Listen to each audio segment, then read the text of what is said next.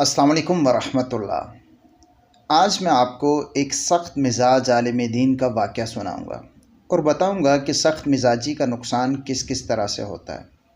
آپ نے امام احمد بن حنبل کا نام سنا ہوگا۔ حدیث کے بہت بڑے امام گزرے ہیں۔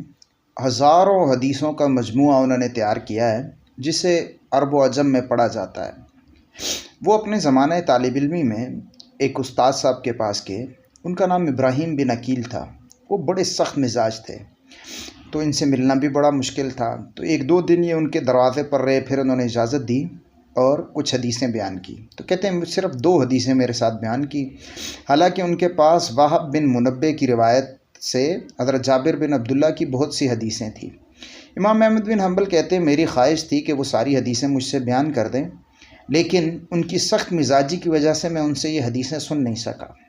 امام احمد بن حنبل کو اس پر افسوس تھا کہ کاش وہ بھی مل جاتی، اور عین ممکن ہے کہ امام احمد بن حنبل ان حدیثوں کو مسند احمد بن حنبل میں شامل کر لیتے، اور جب تک مسند احمد بن حنبل کتاب پڑھی جاتی رہتی، ابراہیم بن عقیل جو عالم تھے انہیں ثواب ملتا رہتا۔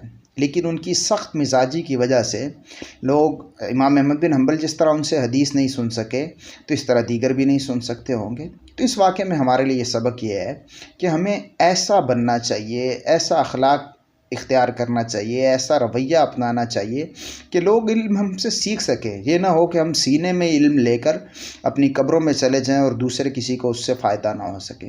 تو اس لیے نرمی اختیار کریں، نرمی میں فائدہ ہی فائدہ ہے۔ حدیث شریف میں بھی آتا ہے کہ جو بندہ جس چیز میں بھی نرمی آ جاتی ہے وہ اسے مزین کر دیتی ہے، اور نرم آدمی ہر ایک کو پسند ہوتا ہے۔ تو اس وجہ سے کوشش کریں کہ جو اساتذہ کرام ہیں، خصوصاً دینی اساتذہ کرام، وہ نرمی کو اختیار کریں تاکہ ان سے علم سیکھا جا سکے۔ امید ہے یہ چھوٹا سا پیغام آپ کو پسند آیا ہوگا۔ ملیں گے اگلی ویڈیو میں۔ السلام علیکم ورحمۃ اللہ۔